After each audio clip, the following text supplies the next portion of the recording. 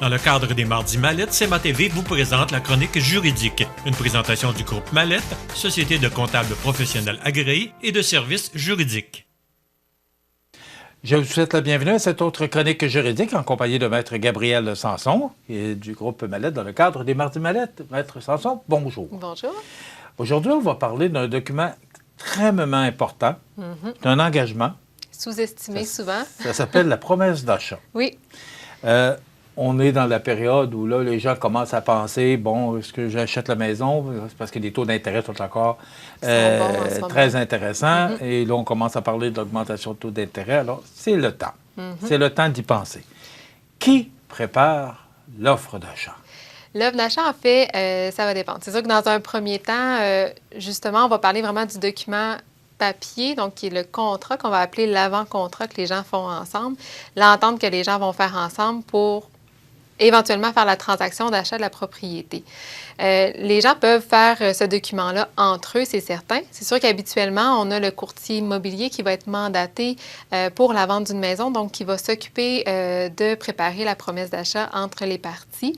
C'est sûr que c'est la meilleure personne qui peut répondre aux besoins des gens parce que le courtier immobilier connaît la propriété. C'est lui qui va informer les futurs acheteurs aussi de ce qu'il y a par rapport à la propriété, donc qui permet d'avoir des ententes qui sont prévues entre l'acheteur et le vendeur.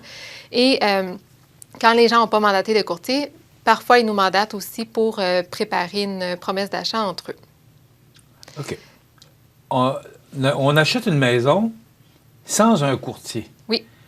Est-ce que c'est mieux ou préférable, et j'entends déjà la réponse, de passer par vous pour s'assurer que tous les éléments sont... parce qu'il y a encore des maisons qui se vendent entre les gens, entre personnes, là, oui, sans avoir l'intervention d'un courtier. Oui. Alors, est-ce que c'est préférable de pouvoir passer par vous pour s'assurer que... Tout est prévu. Lignes, là, tout est prévu. C'est sûr que dans un premier temps, je tiens quand même à rappeler que c'est engager un courtier immobilier, des fois, les gens, ils voient seulement comme s'ils ne le font pas, ils vont sauver des sous. On a de plus en plus des gens qui nous appellent parce que le vendeur, après coup, il a pris une entente avec son acheteur, il n'avait pas mandaté de courtier immobilier, ils ont signé une promesse d'achat sans s'informer avec nous non plus. Puis là, il y a des questionnements, il y a des choses qui n'étaient pas prévues dans la promesse, il y a des choses qui se rendent compte qu'ils auraient voulu exclure, mais que ça n'a pas été fait. Et dans les environs, on est chanceux, on a d'excellents courtiers immobiliers aussi qui accompagnent très bien les gens. Si on part du fait que la personne, justement, a préféré ne pas mandater un courtier immobilier, c'est certain que c'est toujours mieux de communiquer avec nous, qu'on puisse préparer le document, qu'on puisse vraiment vérifier. Les gens, on a déjà parlé de la garantie légale. Souvent, les gens vont s'entendre. Des fois, ça va être sur une napkin que ça va être écrit. On s'entend pour vendre telle propriété, tel prix. Donc, on a des informations de base, c'est certain. Est-ce que les parties, les gens qui ont signé la napkin, par exemple, c'est les bonnes personnes? Parce que des fois, quelqu'un va signer une promesse, mais dans les faits, c'est son entreprise qui va acheter la propriété. Est-ce que le vendeur va être d'accord encore que ce soit l'entreprise parce que lui, il a signé avec une personne, un particulier?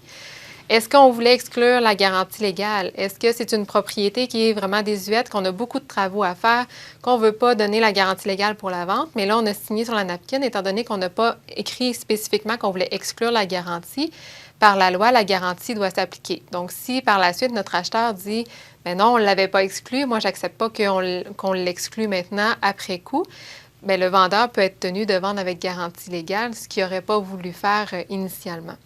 Donc, c'est sûr qu'on va aider les gens vraiment à penser à plusieurs choses qu'ils n'auront pas nécessairement pensé en remplissant une promesse d'achat entre eux. Est-ce que le document napkin est légal? Oui. Parce que là, vous parlez de ça, mais c'est vrai qu'il y a déjà... C'est même pas... C'est même pas un mythe, ça arrive pour vrai. C'est oui, parce que la promesse, dans le fond, on pourrait faire une entente verbale entre nous, puis on a une promesse. Vous dites, Gabriel, je m'engage à te vendre ma maison pour tel prix. On a une entente. Mais comment on fait pour prouver verbal, notre entente? C'est verbal. C'est verbal. C'est ta parole contre la mienne. Exactement. Là. Comment on fait pour prouver notre entente ensuite? Ça, ouais. c'est une autre question. Mais La napkin, on a la propriété qui est mentionnée, donc on sait de quelle propriété on parle. On a le prix qui est prévu, puis les gens l'ont signé. C'est un contrat entre nous. Donc, s'il y a une des deux parties qui décide de ne pas faire valoir le contrat par la suite, puis qui dit, bien, moi, je ne vends plus ou moi, j'achète plus, bien là, ça peut terminer à la cour, dans le fond, devant le tribunal, pour venir faire valoir que c'est une promesse, puis que celui qui veut se retirer n'a pas le droit parce que c'est engagé de vendre, dans le fond. Donc, il faut toujours faire attention à ce qu'on signe parce qu'il faut qu'on soit conscient des impacts si jamais on change d'idée. Et même si on a signé sur une napkin, peu importe la façon qu'on a signé, à partir du moment où on a signé un engagement, c'est un contrat. La signature est là. Hein? Oui, on s'est engagé. Il y a des grosses chances qu'on va perdre en cours parce que le juge, en principe, il y a toutes sortes de choses à penser. À prendre en considération. En principe, le juge devrait reconnaître que même sur une napkin, ça a été signé. Si on prend de base, là, sans tous les facteurs externes qui peuvent influencer, vous et moi, on a signé sur une napkin, c'est bien notre signature. On est capable de démontrer qu'on était tous les deux aptes à comprendre ce qu'on signait à ce moment-là. Le contrat va pouvoir être forcé si jamais il y a une des deux parties qui ne veut plus signer par la suite. Dans le fond, dans un acte de vente notarié, on fait référence à l'avant-contrat. Donc, c'est quoi la promesse d'achat qui avait été prévue? On va faire référence qu'il y avait une entente qui avait été signée de telle date, que l'entente soit sur une napkin, sur un morceau de carton, sur une enveloppe qu'on a pris dans le bac de récupération. Ça reste un contrat qu'on a signé ensemble, peu importe, dans le fond, le document matériel qu'on a utilisé pour faire la promesse. Mais c'est drôle que vous parliez de ça parce que ça s'est déjà passé, mais là, vous me dites que ça se passe. Là, Oui, ça arrive régulièrement. On a souvent les gens qui ont des ententes verbales qui disent « Non, on s'est entendu ». Dans la majorité des cas, heureusement, les gens s'entendent bien jusqu'à la fin. Donc, si on a des choses à négocier ou à justifier, on est capable de venir s'organiser quand même pour que tout le monde soit content à la fin avec l'acte de vente. Mais on a quand même des cas aussi où on doit rentrer dans des négociations entre les parties parce que là, finalement, il y a des choses qui n'avaient pas été discutées. Il y a des choses que c'est pas ce qu'un avait nécessairement en tête parce que ça n'avait pas été écrit. Que ce soit verbalement ou sur, si on prend encore l'exemple de la napkin, mais comme je vous disais, c'est sûr que ça peut emmener à des conflits aussi. Puis, il faut être capable de démontrer l'intention que chacun avait puis que c'était bien entendu entre les parties. Maintenant, sur une napkin, on n'a pas de place pour tout écrire ce qu'on doit écrire parce que il y a beaucoup de choses qu'on doit inclure dans une promesse d'achat. C'est quoi exactement? Qu'est-ce qui est essentiel ou important dans une promesse d'achat? Dans le fond, c'est qu'on va y aller, c'est sûr, avec des informations de base, parce que par la suite, on peut avoir toutes sortes d'ententes qui sont prévues. Par exemple, les inclusions pour des biens meubles, des exclusions. Est-ce que le vendeur, dans le fond, on va convenir qu'on signe la vente le 1er avril, mais que le vendeur va pouvoir rester dans la propriété jusqu'au 1er mai en signant un loyer, par exemple? C'est toutes des choses extérieures qu'on peut prévoir aussi. C'est sûr que, comme je vous mentionnais, la désignation des parties. Donc, est-ce que c'est vous personnellement ou c'est votre société qui achetez? Parce que moi, le vendeur, ça se peut que je sois d'accord à vous vendre à vous personnellement, puis on signe la promesse ensemble. Si vous me dites par la suite, non, c'est que je ne l'avais pas dit, mais c'est ma société qui achète. Mais qu'est-ce que ça change? Parce que là, ça fait 2 fois que vous parlez de ça. Qu'est-ce que ça change exactement pour le vendeur? Si, par exemple, moi, tout simplement, c'est quelque chose que j'ai en tête, que je veux absolument que ce soit à la personne, le particulier que je vends, je pourrais. Aussi, la société, dans le fond, je sais que vous êtes actionnaire d'une société en particulier, puis je ne suis pas nécessairement d'accord avec le travail que vous faites dans votre société ou avec les mandats ou... Moi, dans le fond, ça, c'est quelque chose qui ne me rejoint pas, mais avec vous, personnellement, je n'ai pas de problème, puis j'accepte de vous vendre. Ça se pourrait que ça me cause problème, dans le fond, que l'acheteur, ce soit quelqu'un d'autre, finalement.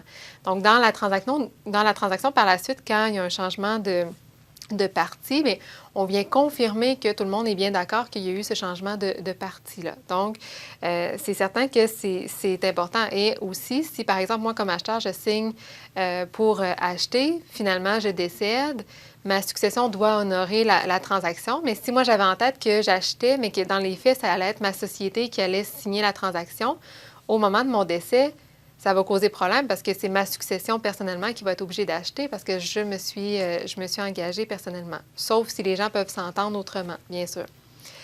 On a bien sûr la bonne désignation de l'immeuble. Si on a parlé d'une adresse d'immeuble, cette adresse-là est reliée à quatre grands terrains, dans le fond, sur le compte de taxes. Si on a juste mentionné l'adresse, pour le vendeur, c'est bien clair que ça inclut seulement 2 des 4 terrains parce qu'il conserve les 2 autres terrains, mais que l'acheteur, lui, a en tête que c'est vraiment tout ce qui est inclus sur le compte de taxes, donc c'est 4 terrains. Comment qu'on va départager par la suite, à savoir c'était quoi l'intention, est-ce que c'était relié à l'adresse de propriété ou les 2 terrains. Donc, c'est important de bien spécifier dans la promesse. On en a parlé, la garantie, est-ce qu'on accorde la garantie légale ou si on exclut la garantie?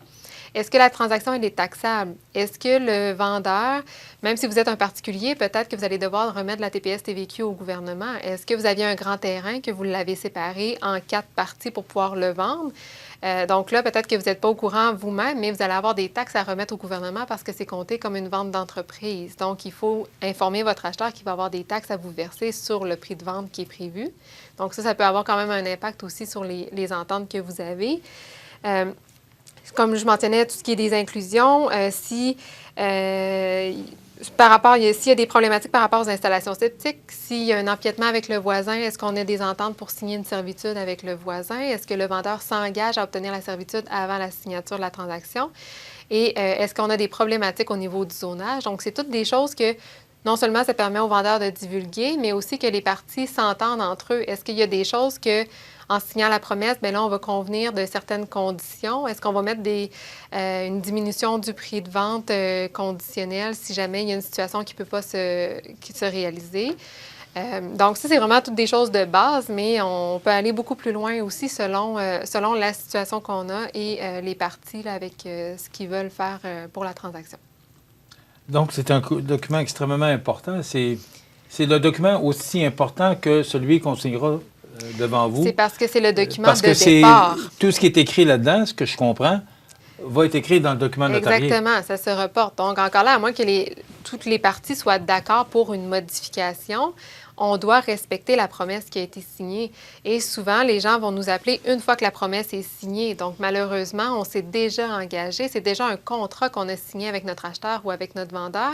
Il est trop tard, une fois que c'est signé, pour venir dire « Ah, ben là, moi, finalement, je voulais faire telle modification parce que ça, je ne l'avais pas compris comme ça, mais mon acheteur, il ne veut pas en ce moment. Qu'est-ce que je peux faire? » Là, c'est sûr que on peut partir avec des procédures judiciaires, dans le fond, si on n'est pas capable de s'entendre. C'est vraiment le contrat de départ qu'on signe ensemble, donc c'est important de bien s'informer avant de le signer. Vous parlez souvent de garantie légale. Est-ce que, parce que vous l'avez mentionné tout à l'heure, est-ce que la garantie légale, qu'on la donne ou qu'on la donne pas, mais ce que je comprends, c'est que plus souvent qu'autrement, il faut qu'elle soit, en tout cas, elle est donnée, pour l'acheteur, c'est une garantie de plus. Oui. C'est une garantie légale, mais c'est une garantie de plus. Oui, ça a un impact si on achète sans garantie, dans le fond. Donc, est-ce que c'est important de l'inclure dans la promesse d'achat? Dans le fond, si jamais on n'en parle pas, la loi, ce qu'elle dit, c'est qu'automatiquement, la garantie légale s'applique. Donc, le problème n'est pas tant quand on n'en parle pas, parce qu'automatiquement, elle est là. C'est si on veut l'exclure, le problème. Parce que pour le vendeur, par exemple, ça va devenir son problème s'il ne parle pas de la garantie dans sa promesse parce qu'automatiquement, il offre une garantie légale à son acheteur. Donc, c'est important de venir mentionner qu'on exclut la garantie dans la promesse. C'est l'endroit où on peut l'exclure en premier, que ce soit bien clair pour tout le monde. La promesse d'achat se signe quand? Quand les parties se sont entendues. Donc, c'est sûr qu'on a toujours des démarches avant. Les gens vont visiter la propriété pour les futurs acheteurs. On va négocier le prix. On peut avoir plusieurs documents. Donc, on peut avoir une offre d'achat qui est faite par l'acheteur. Le vendeur va faire une contre-proposition. L'acheteur peut refaire une contre-proposition. On peut mettre des engagements, des conditions, modifier le prix dans ces documents-là. Et à la fin, on a le document qui devient la promesse d'achat, qui est le document final où tout le monde s'est entendu. Donc, c'est sûr qu'on a des démarches à faire avant, mais c'est en fait, dès que les parties sont prêtes, qui se sont entendues sur les modalités, on va préparer le document de promesse d'achat. Même si on signe la transaction dans 1 an, c'est ce qui nous permet de nous protéger, que tout le monde est lié par ce document-là. Et les conditions sont importantes, telles que si le prêt hypothécaire est approuvé, il y a des conditions très importantes qu'il faut inclure pour ne pas être pris avec une offre d'achat qu'on n'ait pas le financement, entre autres. Là. Exactement. Donc, si moi, je suis acheteur puis que je dis je vais acheter une propriété à 200 000 $, et que je n'ai pas encore fait de démarche à savoir si je vais pouvoir avoir un financement pour ce montant-là. C'est certain que dans la promesse, c'est important que je m'entende avec le vendeur, que c'est conditionnel à ce que mon institution financière accepte de me prêter le prêt que j'ai besoin pour acheter la propriété. Sinon, je me suis engagée, mais je n'ai pas les sous pour acheter, donc on a un bon problème à régler. Très intéressant comme chronique. Donc, la promesse d'achat, un document extrêmement important. C'est le document le plus important, je crois. Et vous me direz si j'ai raison, avant le document du notaire. Oui, effectivement, qui est plus important parce que c'est de là que partent toutes les ententes. Donc, que ce soit avec un notaire qu'on fait la promesse, que ce soit entre nous ou avec un courtier, c'est le premier moment qui est le plus important. Merci beaucoup. Merci à vous. Maître Gabriel Sanson, que vous pouvez rejoindre ici chez Mallette Juridique au 248-57-77 ou encore au 14 chemin des Poiriers à Montmagny. Donc, c'est dans le cadre des Mardis Mallette, la chronique juridique. On se retrouve dans 2 semaines. Oui. Merci beaucoup. Merci. Ça complète. Dans le cadre des Mardis Mallette, CMA-TV vous présente la chronique juridique, une présentation du groupe Mallette, société de comptables professionnels agréés et de services juridiques.